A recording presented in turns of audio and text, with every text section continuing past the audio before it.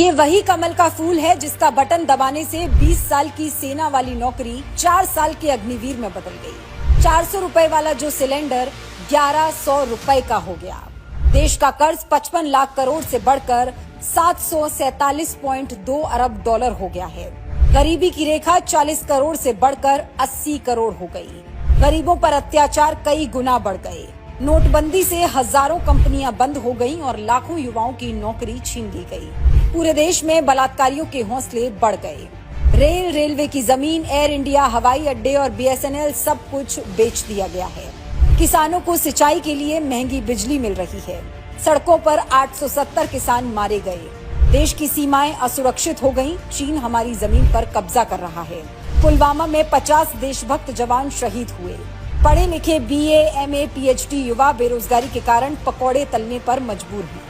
हजारों कंपनियां बंद हो गईं। संविदा